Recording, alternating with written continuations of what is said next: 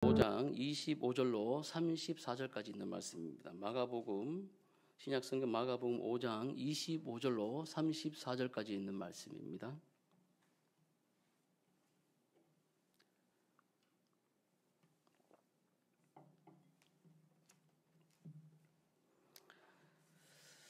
신약성경 마가복음 5장 25절로 34절 말씀 제가 봉독하도록 하겠습니다. 12해를 혈루증으로 알아온 한 여자가 있어 많은 의사에게 많은 괴로움을 받았고 가진 것도 다 허비하였으되 아무 효험이 없고 도리어 더 중하여던 차에 예수의 소문을 듣고 무리 가운데 끼어 뒤로 와서 그의 옷에 손을 대니 이는 내가 그의 옷에만 손을 대어도 구원을 받으리라 생각함일러라. 이에 그의 혈루 근원이 곧 마름에 병이 나은 줄을 몸에 깨달으니라. 예수께서 그 능력이 자기에게서 나간 줄 곧 스스로 아시고 무리 가운데에서 돌이켜 말씀하시되 누가 내 옷에 손을 대었느냐 하시니 제자들이 여짜오되 무리가 애워싸 미는 것을 보시면 누가 내게 손을 대었느냐 물으시나이까 하되 예수께서 이 일을 행한 여자를 보려고 둘러보시니 여자가 자기에게 이루어진 일을 알고 두려워하여 떨며 와서 그 앞에 엎드려 모든 사실을 여쭈니 예수께서 이르시되 딸아 내 믿음이 너를 구원하였으니 평안히 가라. 내 병에서 놓여 건강할지어다. 아멘. 반갑습니다. 네, 한 주간 잘 지내셨습니까? 네, 이제 뭐 아침 저녁으로 가을 바람이 막 부는 것 같아요. 그죠? 이 더위가 언제 끝나나? 뭐 이러더니 이제 벌써 계절이 바뀜을 봅니다. 그래서 여러분들 가을에는 기도하게 하소서. 아시죠? 그래서 여러분들 기도하시고 또 다시 영적인 일들에 또 힘쓰시는 그런 또 가을철을 맞이했으면 좋겠습니다. 오늘은 절망을 뚫는 옷자락 믿음이라는 제목으로 여러분과 함께 말씀을 나눕니다. 여러분 세상에서 가장 두려운 게 뭘까요? 두려운 거. 뭐 많지 않겠습니까? 죽음이 제일 두렵죠. 죽음. 또 뭐 있습니까? 질병. 그것도 두렵죠. 또 뭐 있습니까? 가난도 여러분 두려운 겁니다. 또 실패. 모든 일에 실패가 있다면 얼마나 두렵겠습니까? 어느 것 하나 사실 뭐 가볍게 볼 수 있는 게 없어요. 그러나 이런 모든 것들도 가볍게 볼 수 없는 일들이지만 그보다 더 근본적인 두려움이 있어요. 그게 뭔지 아십니까? 그게 바로 소망이 없는 거예요. 소망이 없는 거예요. 희망이 없는 거예요. 희망이 없는 거예요. 사람이 소망이 있다면 희망이 있다면 버틸 수 있습니다. 이런 거죠. 뭐 암 환자도 이약이 효과가 있다. 그러면 버틸 수 있어요. 오늘 정말 힘들고 어렵지만 이 나을 수 있다는 그 소망, 회복될 수 있다는 소망이 있으면 희망이 있으면 하루하루 버텨가는 거예요. 힘을 내어 머리가 다 빠지고 힘든 상황이지만 힘을 내어서 여러분 항암 치료를 이어갈 수 있습니다. 가난 속에 여러분 살아도 여러분 진짜 가난한 속에 한번 살아보셨습니까? 저는 예전에 그런 적이 있거든요. 아버지가 한번 큰 사고가 나셔가지고 갑자기 집이 쫄딱 망했어요. 군대 갔다 왔더니 집에 세간살이들이 다 노인정에 옮겨놨어요. 아는 목사님, 아는 저 장로님 댁에다가 컨테이너에다가 저희 집을 기도원 하신다고 하는 그 장로님 있었는데 거기에다가 짐을 다 맡기고 군대 갔다 왔더니 집이 이사 갔어요. 무슨 노래 가사처럼. 그래 가봤더니 진짜 색간에 그 전까지만 해도 아파트에 잘 살고 있었는데 군대 갔다 왔더니 그렇게 된 거예요. 야, 그래가지고 참 얘기하면 길어요. 가난. 그때 또 하필 또 IMF가 터져가지고 일자리도 없어. 그러니 막 그런 가난이 있잖아요. 1,000원짜리 한 장이 없어가지고 막 그런 가난이 있죠. 근데 이런 가난 속에 살아도 그래서 제가 막 박스 같은 것도 주고 막 그렇게 했거든요. 근데 그런 가난 속에 살아도 내일은 괜찮아질 거야. 그런 소망이 생긴다면 오늘 버틸 수 있어요. 오늘 쫄쫄 굶어도 괜찮은 거예요. 살아갈 수 있어요. 관계가 깨어졌을 때 여러분 이것도 참 힘들지 않습니까? 요즘에 이제 뭐 자녀 부모 간에도 상처 많이 받잖아요. 어릴 때 그렇게 내 말 잘 듣고 웃어주던 아이가 어느 순간 방문 콱 닫고 여러분 막 엄마는 아무것도 몰라. 아빠가 나를 어떻게 알아? 그러고 막 우리한테 해준 게 뭐가 있어? 확 듣고 들어가면 막 가슴에 그죠 비수가 막 굽히지 않습니까? 그 관계. 하지만 아유 저런 새끼가 나중 되면 알겠지. 아니면 또 이런 분들이 계세요. 니도 니 똑같은 놈 한번 만나봐라. 니도 니 같은 딸 낳아라. 어디로 뽑습니까? 아무튼 다시 화해할 수 있다면, 예전에 내 예쁜 그 딸, 듬직한 내 아들, 함께 할 수 있는 그 아들로 다시 화해할 수 있다는 그런 여러분 소망, 그런 관계 회복에 대한 희망이 있으면 오늘 좀 뭐 그렇더라도 견딜 수가 있는 거예요.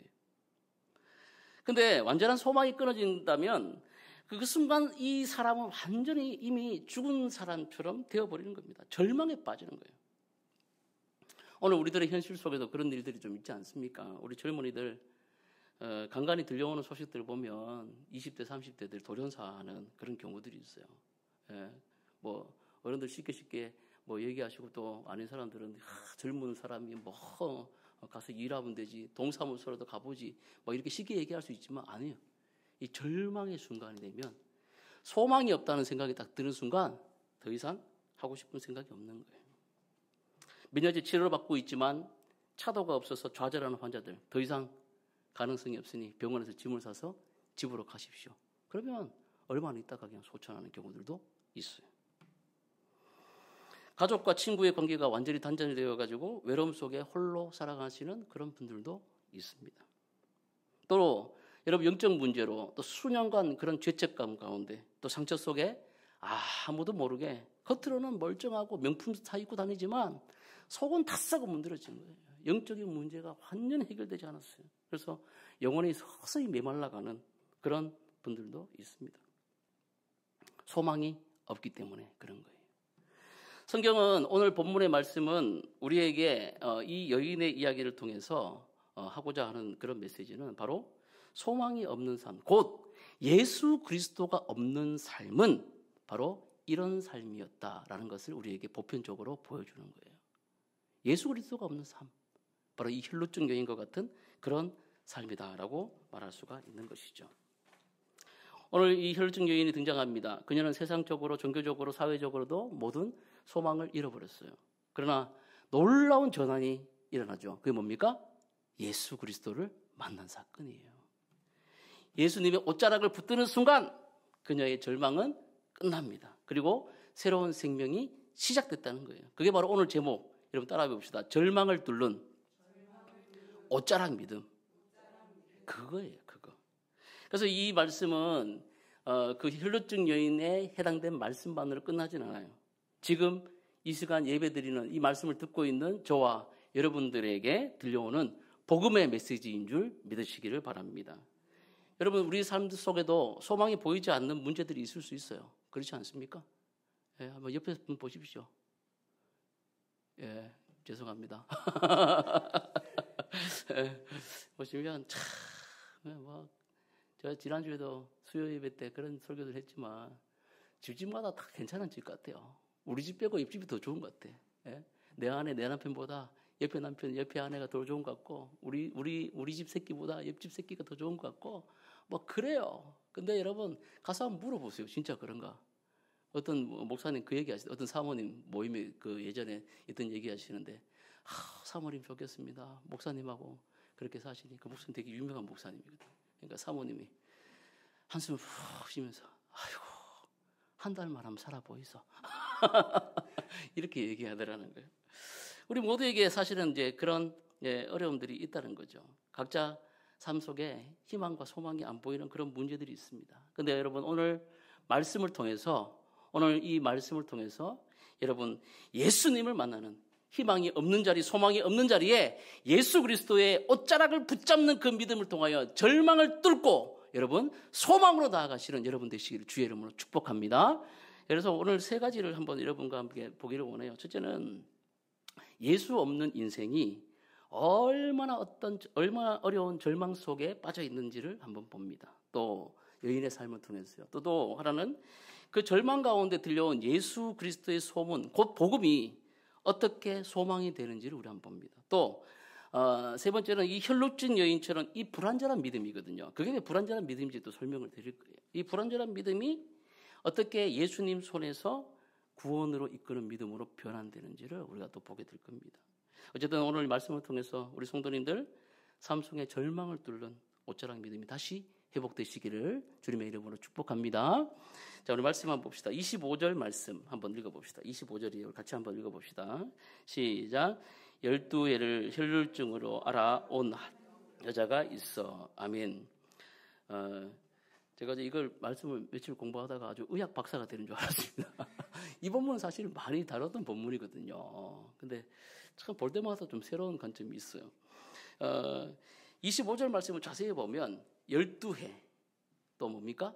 혈루증을 알아온 한 여자 이렇게 나오죠. 그러니까 깍깍 한번 끊어보면 혈루증이라는 병을 걸린 여자가 몇 년 동안 알아왔어요? 12년 동안 이 병을 알았다는 거예요. 성경이 말하는 이 혈루증은 말 그대로 피를 흘리는 그 여성 질환이에요. 그래서 뭐 오늘날 의학적으로 보면 만성 자궁출혈 혹은 자궁 근종에 의한 자궁출혈병. 여기 뭐 의사 선생님 계신가요? 모르겠어요. 뭐 의학적으로 막 영어를 써놨던데 뭐 발음도 어렵고 해서 제가 단순 자궁출혈이다라고 이렇게 했는데, 근데 이게 자궁출혈이 되면 남자들은 잘 몰라요. 그러니까 남자들은 설명해봐야 우리는 이해할 수가 없어. 그러니까 아이를 낳는 것도 이해할 수 없고 그 고통과 그 10달 동안 품고 있는 걸 이해할 수 없고, 그리고 또 여성분들이 또 한 달에 한 번씩 힘든 그런 과정도 있지 않습니까? 그런 부분도 도대체가 이해할 수 없어요. 우리는 안 해봤으니까. 그래서 우리를 뭐라 하지 마십시오. 예. 그러나 느낌은 아는 거죠. 빈혈이 있어요. 그러니까 출혈이 있으니까 빈혈이 와요. 그리고 피가 모자라니까 뭐가 옵니까? 두통이 있어요. 여러분 머리 아프면 진짜 이거 힘들거든요. 계속 편두통, 뭐 땡기는 두통 같은 뭐 두통이 계속 있어요. 또 얼굴이 뭐예요? 창백해져. 그 자매들 어쨌든 나갔을 때 제일 듣기 싫은 말이 뭡니까? 대금 얼굴이 왜 그래? 얼굴이 왜 이렇게 창백해요? 얼굴이 왜 그래? 뭐가 났어요? 이런 말 들으면 정말 짜증나지 않습니까? 예. 남자들은 괜찮아요. 뭐 그러던 말도 별 상관이 없어. 근데 우리 자매들은 어떻게 하고 다녔는데 내가 감추고 싶은 거를 꼭 그 사람들이 자기 얼굴이 통통해졌네 이렇게 들으면 갑자기 막 짜증이 막 올라오지 않습니까? 그죠? 그런 거예요. 창백함, 얼굴 창백함. 또 현기증을 동반하면서 면역력이 저하되니까 전신세약이 와요. 그러니까 뭘 하기 싫은 거야. 움직일 수가 없어. 무기력해져요. 그러다 보니까 불안해지죠. 우울감이 계속 오죠. 또 자기 자존감이 떨어지죠. 그러니까 정신적으로 심리적으로 굉장히 다운되는 거예요. 다운되는 거예요. 아무도 만나기 싫고 아무것도 하기 싫은 상태가 되어버리는 거예요. 그러니까 이 혈루증이라는 병 자체를 단순하게 볼 게 아니라 이런 개인적인 어려움들이 있었다는 거죠. 요즘은 뭐 수술과 호르몬 요법을 통해 가지고 철분 보충하고 그러면 좀 치료가 가능하지만 고대에서는 이 원인을 몰라요. 그리고 치료법도 거의 없었습니다. 근데 이 병을 몇 년 동안 알았습니까? 12년 동안 알았다는 거예요. 이 12년 동안 알 때 여러분 장병 끝에 효자 없다고 했어요. 그죠? 그러니까 병인을 간병하는 데는 온 가족이 다 나서거든요. 그러니까 12년 동안이라는 이 세월, 당시에 이 평균 연령 자체가 40세 전후반이었어요. 그러니까 40년 인생 가운데 12년을 이 투병하며 살았으니 여러분 얼마 한 세대 동안에 그렇게 산 거 아닙니까? 그러니까 온 집안도 피폐해졌을 거예요. 치료비와 여러 가지 또 가족 간의 그런 상황들, 또 따가운 시선들. 이 혈루병이라는 게 레위기 15장에 나오는 정결법 의거하면 이게 불가촉이거든요. 접촉하는 순간 다른 사람 부정하게 만들거든. 그러니까 저 집에 저 혈루병 여자가 있다더라. 야, 저 집안은 무슨 하나님께 죄를 많이 지었나? 이런 생각들이 있는 거예요. 그러니까 따가운 시선들, 또 가족들과의 그런 관계들, 이것들을 통해 가지고 가족 전체가 종교적, 사회적으로 불이익을 당하는, 또 스스로 무너져 버리는 그런 부정한 집안이라는 낙인을 가진 채 그렇게 살아가고 있었다는 겁니다. 또 하나는 뭡니까? 많은 의사에게 26절 말씀 한번 읽어봅시다. 26절. 제가 지금 예수가 없는 인생이 왜 이렇게 되는지 이 여인을 삶을 통해서 보는 거예요. 26절 말씀 봅시다. 시작. 많은 의사에게 많은 괴로움을 받았고 가진 것도 다 허비하였으되 아무 효험이 없고 도리어 더 중하였던 차에. 이거 고 놔두시고 말씀 놔둬보세요. 기가 막힌 말씀이에요. 이게 공간복음이라면 마태, 마가, 누가복음을 공간복음이라 얘기하거든요. 공통된 관점으로 뭐 예수님의 말씀을 예수님의 복음이라 붙은 거는 예수님에 대한 행적을 적어놓은 거거든요. 예수님 누구신지를 가르쳐주는 복음이거든요. 근데 이 세 개의 복음에 다 같이 있지만 특별히 마가복음판에 보면 이거를 이렇게 자세히 해놨어. 많은 의사에게, 여러분 의사에게 가면 뭐 해야 됩니까? 도움 받아야죠. 위로 받아야죠. 그죠? 근데 뭐 했어요? 많은 뭘 당했어? 괴로움을 당했대. 성경이 기가 막히게 기록되어 있어요. 또 뭐가 없어요? 약발이 받든지 뭘 해야 되잖아요. 근데 뭐가 없어요? 뭐가 없어요? 효염이 없어. 그리고 더 심각한 건 뭡니까? 병이 낫기는커녕 뭐 있습니까? 더 악화됐다는 거예요. 이 세 개의 사실이 이 여인의 삶을 대변해주고 있습니다. 오늘날 생각하는 의사와 달리 당시 의원들은 거의 주술사에 가까웠어요. 그래서 플루니우스가 기록된 뭐 고대 의학에 대한 그런 것들을 적어놓은 책들이 있거든요. 거기에 보면 푸닥거리하는 제의적 요소도 있었고, 우리도 옛날에 보면 막 무당들 나와가지고 막 푸닥거리하고 막 뭐 뿌립니까? 소금 뿌리고 막 팥 뿌리고 막 그러잖아요. 그리고 예전에 조선시대 선교사님 왔을 때 그 패스트 막 돌고 이랬을 때 거기다 뭐 붙여놨어요? 쥐 그림 같은 거 막 붙여놓고, 이게 제의적 요소거든요. 그 비싸게 사가지고 부닥거리하고 막 그렇게 했는데 오히려 더 악해지는 거죠. 또 식이요법도 썼어요. 그래서 곡물이나 보리죽, 소량의 포도주를 마시면 이제 병이 좀 이 피색깔이니까 피가 좀 올라온다. 이런 그 민간요법들이 있는 거죠. 석류, 사과, 렌틸콩, 우유, 치즈, 이건 뭐 여러분 다 좋은 것들이니까. 그렇지 않습니까? 근데 동시에 기상천외한 방법들도 있었어요. 뭐냐면 여우의 간이나 뇌를 먹거나 나귀의 젖 혹은 흙과 태운 재 있잖아요. 그거를 밥에다 섞어가지고 먹기도 하고, 심지어 동물뼈를 갈아가지고 태워서 이 가루를 내복약처럼 먹어야 되는 그런 일도 있었습니다. 괴로움 당했다는 게 그런 거예요. 어디 용한 의원이 있다 그러면 찾아가는 거죠. 가면 이제 뭐해? 소금 뿌리고 팥 뿌리고 푸닥거리 막 해. 하나 더 가리 뭘 잘못하는지 모르지만 이거 하고 있어야 돼. 뭐 이런 걸 해야 돼요. 그게 괴롭죠. 지금 막 힘들어 죽겠는데 그것도 하는데, 먹는 것도 어떻게 먹어요? 치즈 이런 거는 좋지, 콩 같은 건 좋지. 근데 뭐 먹어야 돼? 여우 간 봤습니까? 여우 뇌 봤어요? 그 세계 뭐 여행 TV 잠깐 봤는데 뭐 카자흐스탄인가 그 양머리를 하나 삶아가지고 이렇게 그거를 해체해가지고 이렇게 눈도 주고 막 이렇게 주더라고. 끔찍하잖아요, 여러분. 뇌도 파가지고 막 주고. 근데 그 생간, 생뇌를 먹는다든지 얼마나 괴롭겠습니까? 지금 그런 걸 얘기하는 거예요. 예전에 우리도 뭐 민간요법 중에 푸세식 화장실에 대나무 꼽아놨다가, 그죠? 아이들 뭐 아프고 이러면 그거 대나무에 똥물 빼가지고 막 어른들 막 먹이고, 머리 찢어지면 된장 바르고.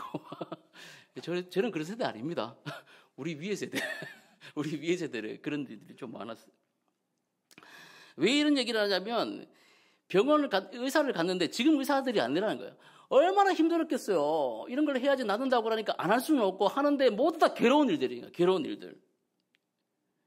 제가 보기에는 이 여인의 집안은 그나마 돈이 많은 집안이에요.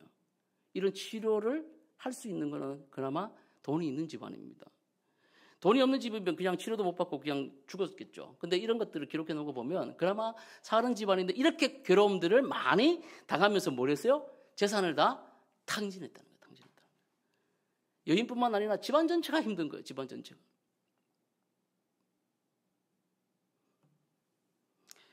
혹시 이번에는 나을까라는 소망으로 마지막 가진 것을 내어주며 치료를 받으러 가봤지만 결과는 늘 허무하고, 그리고 오히려 상황은 뭐합니까? 악화되는 거예요. 여러분, 아픈 사람들하고 옆에 있으면 막 짜증이 계속 나요. 근데 이 짜증이 어떻게 됩니까? 가족들에게도 전이가 돼요. 얼마나 힘든지 몰라요, 여러분. 진짜 힘들어요. 그런 상황들이 계속되고, 이게 더 나아질 기미가 안 보이고 뭐한다? 죽음을 향해서 계속 가고 있다는 거예요. 여러분, 성경은 왜 이처럼 여인의 상태가 점점 더 나빠지고 있다는 사실에 초점을 두고 있습니까? 왜 이렇게 이 말씀을 통해 가지고 여인의 상황들을 계속해서 악화시키는 상황들을 계속 우리에게 고발하고 있을까요? 말하고 있을까요? 그것은 다른 게 아니라 인간의 노력으로는 아무리 해봐야 우리의 상태를 치유할 수 있는 능력이 있다 없다? 없다는 것과 뭔가를 해보려고 하지만 푸닥거리를 해보고 우상에게 절해보고 이러면 마음의 위로를 찾기 위해 사람 찾아가보고 병원 가보고 별짓을 다 해보지만 우리의 영혼, 혈루증 걸려있는 우리의 영혼들을 치유할 수 있는 방법이 있다 없다? 없다는 것을 지금 말씀하고 있는 거예요. 그래서 여러분 뭐가 필요합니까? 예수님이 요청된다는 거예요. 할렐루야. 이게 복음이에요. 그래서 전도를 할 때도 여러분 당신은 사랑받기 위해 태어난 사람 이러면 이제 자기가 우쭐해가지고 예수님이 내가 한번 교회 가줄게. 예수님만 믿어줄게. 뭐 이렇게 얘기하는 분들이 있어요. 기가 막힌 거예요. 근데 원래 전도 방법은 우리의 비참한 상태, 하이델베르그 요리문답에도 나오면 제일 먼저 우리의 참된 위로가 누구십니까? 라고 물을 때 그 참된 위로가 바로 예수 그리스도라 얘기하거든요. 우리의 비참함에 대해서 얘기해요. 인간의 비참함에 대해서 얘기해요. 우리의 상태에 대해서 고발하며 우리가 어떤 존재인지 어떤 상태인지를 계속 얘기하고 있어요. 여러분 우리 상태가 어떤 상태입니까? 저와 여러분의 상태가 어떤 상태예요? 완전히 망했던 상태. 완전히 죽었던 그런 상태였던 거예요. 그래서 예수님이 요청된다는 거예요. 예수님만이 우리를 구원하실 수 있다는 거예요. 가장 심각한 것은 사회적 고립과 영적 고립이었습니다. 아까 말씀드렸던 대로 레위기 15장에 보면 이 정결 의식이 있거든요. 그래서 이 혈루병, 피가 흐르는 것, 모든 생명은 피에 있다고 성경이 말씀하셨기 때문에 피가 유출되는 건 이게 부정한 거예요. 그래서 여인들의 정상적인 그런 생리 기간도 나이다라 해가지고 7일 동안 부정하게 됩니다. 그리고 나서 생리가 그치면 다시 정결하게 되는 거예요. 근데 이거는 이제 주기적으로 되는 건데 이 여자는 어떻습니까? 예, 비정상적 출을 자발하는 거예요. 그래서 제의적으로 부정한 상태가 계속되는 거예요. 정결의식을 계속해야 되고 잠깐 그치면 또 해야 되고 하는 그런 제의적인 형식들을 계속 가지면서 어떻게 됩니까? 회당과 그리고 성전에 갈 수가 없어. 회당과 성전에 갈 수가 없다는 것은 뭘 못한다는 거예요? 예배 드릴 수 없다는 거예요. 예배. 여러분 주일날 예배 드리는 거 여러분 지금 뭐 쉽게 생각하시죠? 그래서 뭐 저도 한때 좀 방황하면서 주일 예배를 많이 빠지며 청년 때 자유를 누린 적이 있습니다만 한 번 빠지니까 죽을 것 같더라고. 갑자기 뭐 차가 와서 박을 것 같고, 예? 갑자기 뭐 자전거 날 덮칠 것 같고, 뭐 일이 꼬일 것 같고, 그런데 다음 주에도 안 가보니까 아무 일이 없어. 셋째 주도 그렇게 해봤더니 아무 상관 없어. 그래가지고 한 몇 주를 안 가본 적이 있어요. 제가 포항에서 아버지 밑에 그냥 신앙생활 쭉 하다가 대학교 와가지고 그렇게 살아보니까 참된 자유가 여기 있구나. 근데 여러분 놀라운 게 뭔지 아세요? 마음이 공허해져. 여기가 심장에 구멍이 뻥 뚫린 것처럼 아세요 그 느낌? 아직 모르시죠? 여기 열심히 예배를 나오시는 그런 게 있어요. 하나님과의 교제가 끊어지는 거는요 엄청나게 어려운 거예요. 주님도 여러분 십자가도 어렵지만 진짜 겟세마네 동산에서 피 흘리기까지 하나님 앞에 이 잔을 될 수 있으면 옮겨주십시오라고 기도했을 때 왜 그렇게 하셨습니까? 성부, 성자, 성령 하나님의 그 아름다운 교제가 이제 단절되는 거거든. 그 죄의 본질 자체가 우리가 하나님과의 관계가 단절되는 거거든요. 그러면 끝이거든요. 그걸 아셨거든요.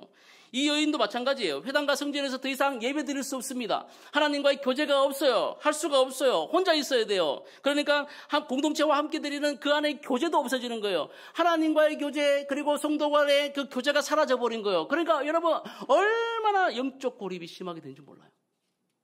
그게 바로 우리의 상황일 수도 있다는 거예요. 여인의 이 모습, 여러분 바로 이 모습이 우리의 모습 아닙니까? 우리의 삶의 문제를 해결해 보려고 애쓰지만 인간의 힘과 세상의 방법으로는 근본적인 치유가 일어나지 않는다는 거예요. 돈도 지식도 세상의 처방도 결국 다 허무하게 끝날 뿐입니다. 오히려 마음은 더 무거워지고 삶을 더 엉켜요. 영혼은 더 지쳐갑니다. 그렇지 않습니까, 여러분? 뭔가 해결하려고 이 사람 저 사람 전화해보고 돌려봐야 나중에 전화 차단돼 있어. 카톡 안 와. 예. 뭐 이런 상황들이 계속해서 반복적으로 된다는 거죠. 분명한 사실은 오늘 성경은 우리들에게 말씀하고 있습니다. 그 한계가 드러난 곳에 비로소 예수님이 요청된다는 거예요. 아멘? 사랑하는 성도 여러분, 여러분 삶 가운데 더 이상 길이 보이지 않고 더 이상 소망이 없다고 느껴질 때 예수님을 요청하시기를 주님의 이름으로 축복합니다. 제가 이 용어로 워딩을 쓰잖아요. 요청이라고. 예. 주님이 필요합니다. 마음속으로 외쳐보십시오, 여러분. 소리 지를 수 없지만. 주님이 필요합니다. 내 삶 가운데 예수님이 오셔야만 합니다. 절규하셔야 되는 거예요, 절규. 왜? 우리 힘으로 아무리 뭘 해보려고 해도 안 된다니까요. 안 돼요. 그러니까 예수님이 오셔야 되는 거예요. 예수님이 오셔서 나의 삶을 붙잡아 주시고 내 가정 가운데 치유해 주시고 개입해 주시지 않으면 도저히 여러분 희망과 소망이 없다는 겁니다. 이 여인을 통해서 우리의 모습을 보여주고 있는 거예요. 이런 절망적인 상황 가운데 복음이 들려오기 시작합니다. 그게 뭡니까? 27절 말씀이에요. 자, 27절 말씀 들어봅시다. 시작. 예수의 소문을 듣고 여기까지. 야, 요 짧은 말씀이 이게 복음이에요. 예수의 소문을 듣고. 아멘. 예수의 소문을 듣고. 아멘. 기가 막힌 건 뭐냐면 여러분 절망 가운데 그냥 나자빠져 있는 사람들이 얼마나 많은지 모릅니다. 예수님의 소문을 듣지 못한 사람들이 얼마나 많은지 몰라요. 우리나라가 선교 140주년이 되는 해지만요. 우리 조선 땅이 그랬어요. 근데 이 땅이 얼마나 복을 받았냐면 예수의 소문을 중국을 통해서 또 여러 가지 표류하는 그런 사람들을 통해 가지고 이곳에다가 예수의 소문을 그렇게 전해 주신 거예요. 하나님께서. 예수의 소문을 듣는 것이 은혜입니다. 할렐루야. 그래서 예전에 어떤 부흥사 목사님 그런 얘기 하셨어요. 그 남편 속삭이는 남편이 있고, 애들 속삭이는 집이 있으면 교회 옆으로 이사를 가라. 무조건 이사를 가라. 그러면 새벽마다 뭐 남편이 술 먹고 와서 도 깨우부시고 해도 예전에는 새벽 4시 반에 새벽기도 했거든. 새벽 4시 반에 새벽에 뭐야? 차인벨. 예수가 우리를 아무리 술 취한 사람도요. 새벽 되면 그 소리 들으면 정신이 부족했대요. 그런 얘기를 했어요. 예수의 소문이 이 복음이 우리에게 큰 은혜가 있다는 겁니다. 여러분 말씀을 보십시오. 이 여인도 예수에 대한 소문을 듣습니다. 예수에 대한 소문을 들어요. 예수에 대한 소문은 단순한 그런 풍문이 아니라 하나님의 권능의 역사가 역사하시는 실제적인 이야기였어요. 오늘 마가복음 오늘 5장까지 말씀이었지만 1장부터 쭉 내려오는 말씀을 보십시오. 예수님께서 1장에 뭐 했습니까? 귀신을 내어 쫓습니다. 아멘. 그리고 각종 병자들을 고치는 장면이 나와요. 심지어 나병 환자에게까지도 고쳐주셔서 그 나병 환자를 깨끗하게 내어보내는 그런 장면이 나와요. 그리고 사람들이 다 포기했는 그런 중풍병자 있잖아요. 친구들이 그를 메고 와가 지붕 뜯어내고 중풍병자를 알아내렸을 때 네 침상을 가지고 가라라고 했을 때 그 침상을 가지고 가는 놀라운 역사의 장면을 그 역사의 소식들을 이 여인이 듣게 됩니다. 이게 복음이에요. 복음.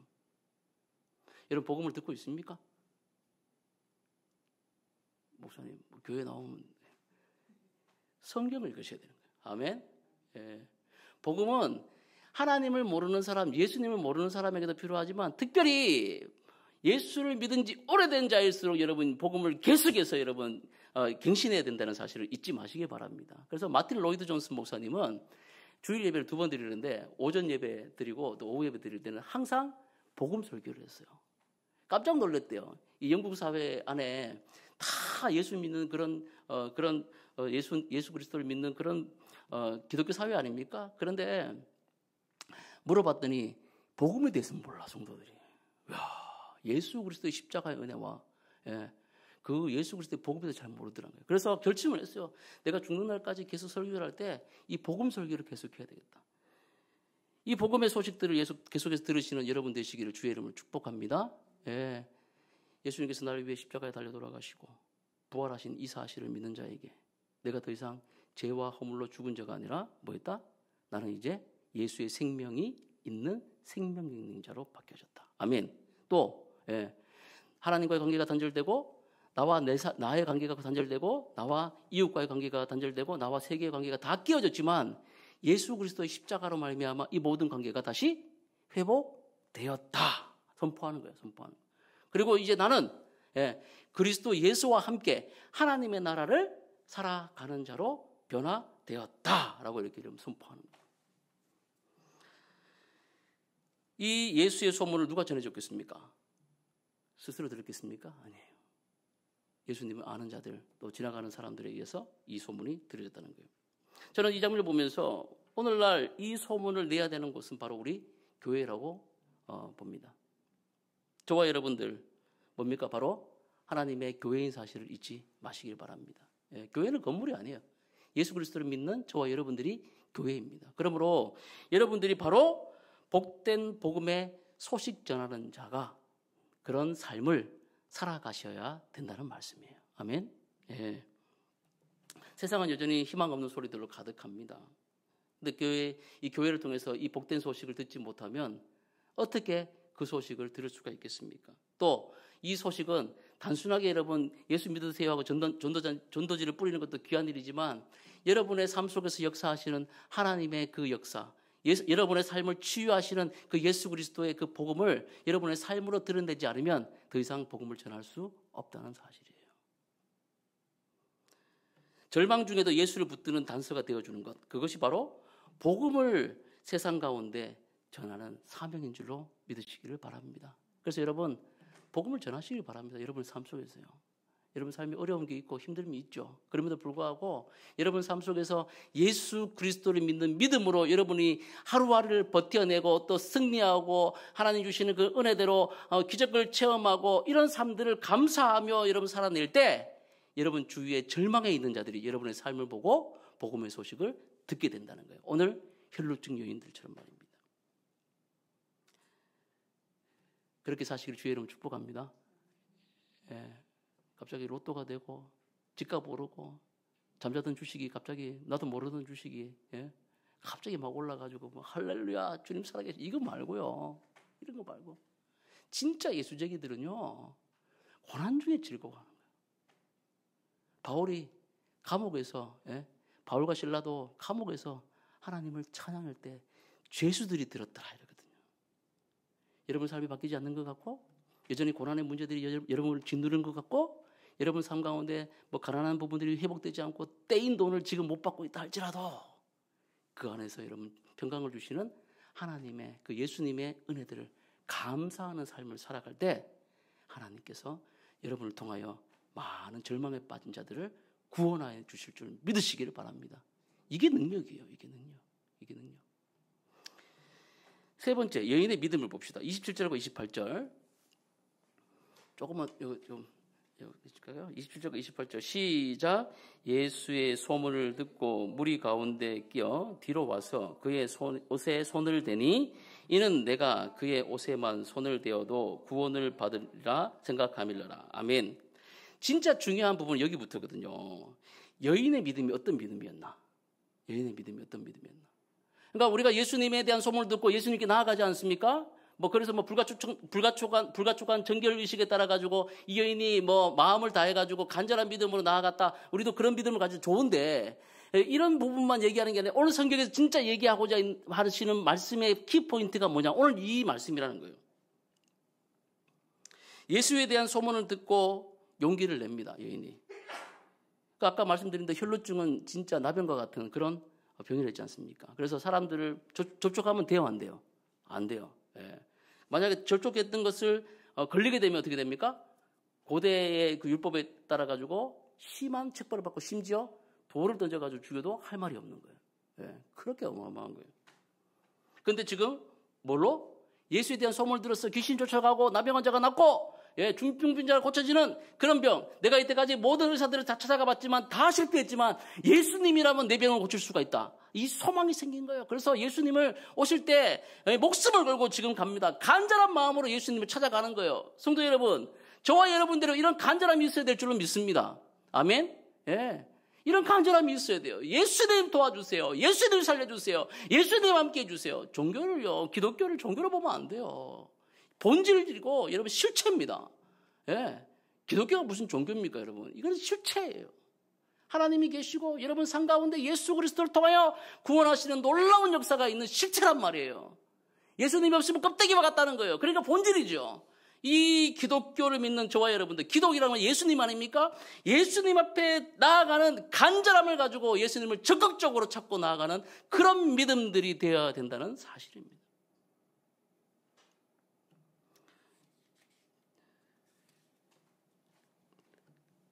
제가 어제 설교를 좀 준비하다가 갑자기 연탄재 생각이 나가지고 안도현 님의 너에게 묻는다는 시가 있더라고. 그래서 갑자기 이게 말씀처럼 느껴지는 거예요. 그래서 제가 이렇게 적어와서 여러분들에게도 한번 들려드리겠습니다. 너에게 묻는다. 안도현. 연탄재 함부로 발로 차지 마라. 너는 누구에게 한 번이라도 뜨거운 사람이었느냐. 끝. 이 시에서 저는 간절함을 읽었습니다. 그래, 나는 저 연탄재 이렇게 시시콜콜한 연탄재처럼 골목에 쌓여있던 연탄재, 옛날에 어릴 때 그런 게 있었거든요. 연탄재 발로 차고 깨가지고 이렇게 던지고 놀기도 하고 그랬는데, 그 연탄재가 재가 되기까지 얼마나 자기를 열정적으로 태워가지고 보일러를 끌어올렸을까, 물을 데폈을까. 그런 열정이 지금, 그런 간절함이 지금 내게 있느냐 이렇게 물어본 적이 있습니다. 여러분, 그런 간절함으로 주님을 찾으시기를 주님의 이름으로 축복합니다. 제가 이것도 나중에 또 믿음에 대해서 얘기하는 장면이 있지만, 그게 왜 그런 믿음이 이런 믿음도 불완전한 믿음이지만 예수님이 어떻게 사용했는지를 가르쳐 드릴게요. 보세요. 인간은 역사 이래 여러분 육체를 위해서 얼마나 노력을 합니까? 자기 몸 먹고 마시는 걸 위해서 얼마나 열정적인지 몰라요. 이거 먹지 마라, 이거 먹어야 된다. 유튜브 쇼츠, 공중파, 할 거 없이 다 뭐예요? 요즘에 먹방이잖아요. 저도 즐겨봅니다. 먹는 거 좋아해가지고. 근데 먹고 있으면서 먹방을 보면서 내일은 저거 먹어야지. 그러면서 쿠팡을 시키고. 또 내일은 또 이렇게 식탁 자리에 가가지고 초밥을 먹으면서 내일은 이거 먹고 오늘 저녁에는 뭐 먹어야지. 또 먹는 얘기를 계속합니다. 전도서 6장 7절에 보면 사람의 수고는 다 자기 입을 위하여 함이나 그 식욕은 채울 수 없느니라 그랬어요. 여기 물론 이 식욕이라는 것은 욕망이라는 것으로 채울 수 있지만 보면 우리의 모든 수고, 모든 노력, 돈 벌고 여러분 사업하고 열심히 뭘 해가지고 열심히 살아가려고 하는 모든 노력의 여러분 목적점이 뭡니까? 뭔가를 하고자 하는 욕구를 채우는 거예요. 식욕, 먹고 마시고 입고 사고 팔고 이런 거 있잖아요. 그걸 위해서 하지만 결국 만족이 있어요, 없어요? 없다는 것을 얘기하고 있어요. 제가 무슨 얘기를 하냐면 이런 사고 팔고 막 먹고 그리고 즐기고 시집가고 장가가고 이런 것에는 우리가 목숨을 걸고 열정을 다해서 연탄처럼 그렇게 열심을 다해서 살아가지만 진짜 중요한 거 우리의 영혼을 위해서는 1도 관심이 없다는 거예요. 1도. 그렇죠. 눈에 보이지 않고 당장이 아프지 않거든. 괜찮거든. 그러니까 내 영혼이 지금 피폐해서 말라가는지 아닌지 관심이 없어요. 사인을 보내 계속해서. 사인을 보내고 자기 입으로 얘기를 해. 이러면 안 되는데 얘기를 해요. 그럼에도 불구하고 안 고쳐. 열정적으로 안 해요. 하나님을 안 찾고 예수를 요청 안 해요. 자기 입으로 할 수 없음에도 불구하고 성령님에게 도움을 요청하지 않아요. 이 믿는 사람들 얘기하는 거예요. 믿지 않는 자들 얘기하는 게 아니고 믿는 자들에게 얘기하는 거예요. 알아요. 어떻게 하는지 안단 말이에요. 성경을 읽고 엎드려서 기도하고 성령님께서 주시는 음성을 듣고 여러분 실천하는 그런 인들 뭘 발버둥 치는 모습들이 있어야 된단 말이에요. 그게 열정 아닙니까? 근데 안 해. 간절하지가 않다는 거예요. 죽든지 마든지 예수님 구원했다니까 구원하시겠지 진짜 그렇습니까 여러분? 내 영혼을 위해 가지고 발버둥 치는 그런 간절함이 여러분 있으시기를 주의 이름으로 축복합니다. 피폐하잖아요. 아프잖아요. 그렇지 않습니까? 힘들잖아요. 몸이 힘든 게 아니라 영혼이 힘들면 여러분 다 죽는 거예요. 다 죽는 거. 영적인 일에 열심 내시기를 주님의 이름으로 축복합니다. 다시 성경을 펴서 읽으십시오. 다시 여러분의 시간에 기도하십시오. 그리고 성령의 음성에 민감하게 귀를 기울이십시오. 그리고 여러분의 습관적 죄들을 끊어버리십시오. 그리고 하나님께서 주시는 그런 빛으로 여러분 계속 나아가시기를 주님의 이름으로 축복합니다. 여인은 목숨을 걸고 예수님께 나아갔습니다. 바로 그 간절함이 예수님께로 나가게 했다는 거예요. 근데 중요한 건 지금부터예요. 계속해서 중요한 건 지금부터인데 28절 한번 읽어봅시다. 28절. 여인의 믿음은 어떤 믿음이었나? 28절 봅시다. 시작. 이는 내가 그의 옷에만 손을 대어도 구원을 받으리라 생각함이라. 여인은 자기 병을 낫는 그런 믿음, 그 정도의 주술적 믿음을 가지고 있었어요. 그러니까 예수님에 대해서 완전한 메시아, 나의 영혼을 구원해 주실 메시아로 알았다고 보기에는 본문 속에서는 힘들어요. 단순히 자기의 병을 고쳐줄 수 있는 이 정도의 믿음을 가지고 있었다는 거예요. 여인이 가진 믿음은 예수님이 병을 치유하신다는 치유자의 믿음입니다. 그래서 온전한 믿음을 가졌다고는 말할 수가 없어요. 그런데 이 장면이 왜 중요하냐면 이런 거예요. 우리가 예수님 앞에 나아갈 때, 또 하나님을 믿는다고 얘기할 때 어쩌면 우리가 가진 그런 조건, 우리의 어떤 수준들을 생각할 때가 많다는 겁니다. 예를 들면 이런 거죠. 야, 예수님 교회 정도 다니고 교회 예배하러 가려면 적어도 내가 이 정도 수준으로 돼야 되지 않느냐, 뭐 이런 거예요. 그래서 어떤 분, 저도 이 설교를 준비하는 다른 목사님들 걸 많이 듣거든요. 다른 분들은 어떻게 설교했나, 나 더 잘해야지 듣는데 오늘의 교회 목사님이 그런 설교를 하시더라고. 하면서 어떤 분이 그런 얘기를 했대.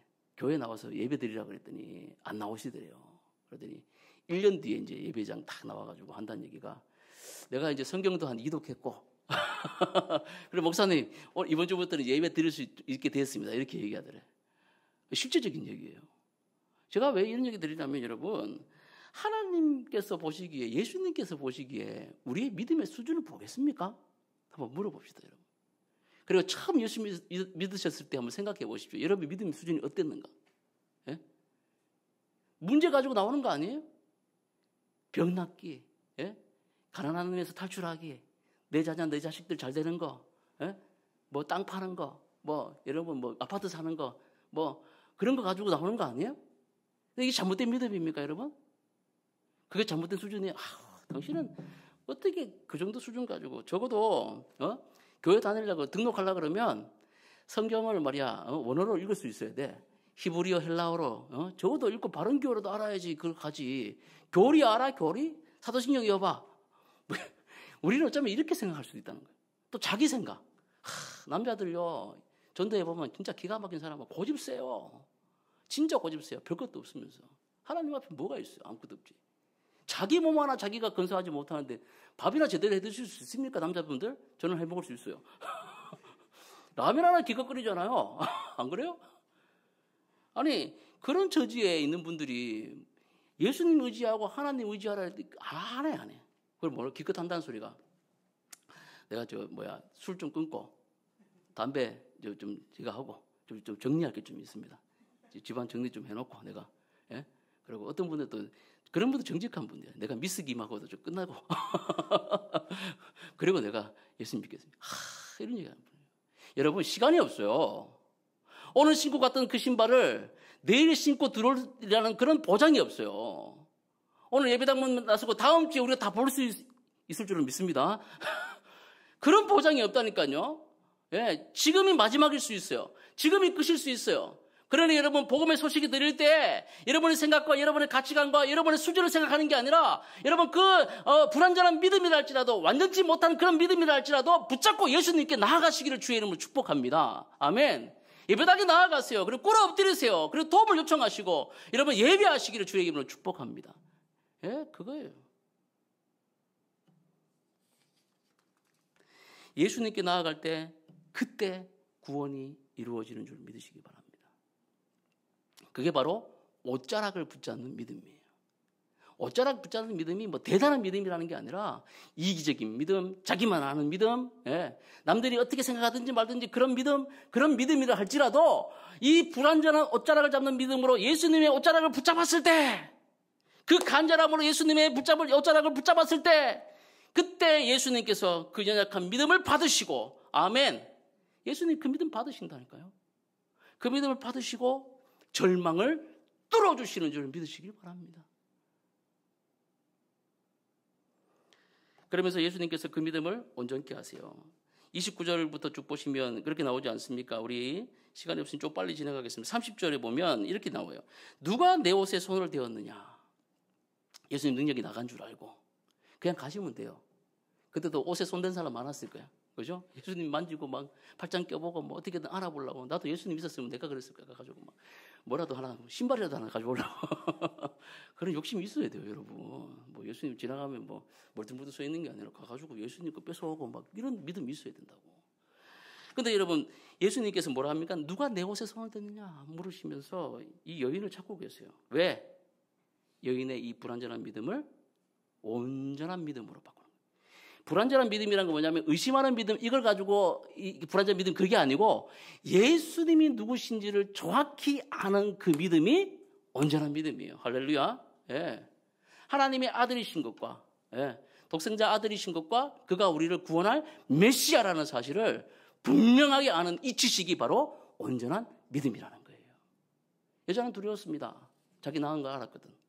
예, 그리고 예수님 자기 찾았을 때 막 저쪽했으니까 이제 자기 입으로 고백했을 때 사람들이 자기에게 돌 던져도 할 말이 없고 죽을 수도 있다는 그런 직감이 들었던 거죠. 그런데 예수님은 그에게 법적 자유를 선포하십니다. 뭐라고 얘기하세요? 34절 말씀 같이 한번 읽어봅시다. 34절 말씀. 34절이에요. 시작. 예수께서 이르시되 딸아 내 믿음이 너를 구원하였으니 평안히 가라. 내 병에서 놓여 건강할지어다. 아멘. 정죄하시고 뭐라는 게 아니라 이 여인에게 어떻게 하십니까? 평안히 가라. 샬롬. 샬롬을 주세요. 평강을 주세요. 돌에 맞아 죽을 것 같고 자기에게 책망할 줄 알았는데 아니요. 이제는 병 나았으니까 됐다. 집에 가자 하고 이렇게 가는 이 여인을 불러가지고 모든 사람 앞에서 공개적으로 이 여인을 자유롭게 만들어 주십니다. 자유롭게 만들어 주세요. 이게 복음의 완결편이에요. 이 선포 안에는 이런 게 있습니다. 당시에는 이게 왜 정결법이 무서운 거냐면 부정한 자가 거룩한 자, 그러니까 부정한 자가 일반 사람을 만졌을 때 부정해지는 거야. 내가 죄인이야. 접촉하면은 침상도 더러워지고 사람도 더러워지고 막 더러움이 오염되는 거예요. 근데 예수님하고 접촉을 했어. 그 예수님이 더러워졌어요, 안 더러워졌어요? 얘기해 보세요. 예수님 더러워졌어요, 안 더러워졌어요? 안 더러워졌어요. 예. 오히려 부정했던 자기, 더러웠던 자기가 어떻게 됐습니까? 정결케 된 거예요. 할렐루야. 예. 불완전했던 율법은요, 그런 거예요. 정결해지면 기다려야 돼, 깨끗해질 때까지. 근데 예수님은 그렇지 않아요. 예수님은 접촉하면 부정했던 사람, 모든 거짓에 물려있던 사람, 귀신 들린 자들, 예수님을 만나는 순간 뭡니까? 다 깨끗해지고 거룩해지고 정결해지는 거예요. 아멘. 이게 복음이에요. 예수님은 초청하고 있는 거예요. 많은 사람들을. 다 내게로 오라. 수고하고 무거운 짐진 자들아, 다 내게로 오라. 내가 너를 쉬게 하리라. 아멘. 예. 내 머리도 만져라. 나 부정해지지 않아. 네가 그렇게 질 거야. 주님 이렇게 저 더러운데요. 괜찮아. 내 손을 잡아. 주님 더러워지면 어떻게 해요? 괜찮아. 내 손을 잡으면 네가 깨끗해질 거야. 내 어깨에다 기대. 나를 안아. 예수님 그렇게 우리를 초청하고 계십니다. 여러분, 예수님의 초청에 여러분 응답하여 주님의 품에 푹 안겨보시기를 주님의 이름으로 축복합니다. 우리 주님 좋으신 능력이신 분이에요. 법적 자유를 선포해 주십니다. 예수께서 이르시되 딸아 내 믿음이 너를 구원하였으니 평안히 가라. 내 병에서 놓여 건강할지어다. 아멘. 우리 말씀 한번 띄워주시면서 이 말씀 앞에 딸아의 이름 앞에 자기 이름을 넣어가지고 여러분 한번 선포해 봅시다.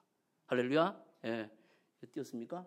예, 예수께서 이르시되 이거 빼고 딸아 앞에 여러분 이름을 딱 넣는 거예요. 그래서 여러분 선포할 때 여러분의 모든 더러움들이, 여러분 안에 있는 모든 눌림들이, 여러분 안에 있는 모든 여러분 찌꺼기들이 떠나가게 될 줄 믿으시기 바랍니다. 자, 한번 선포합시다. 시작.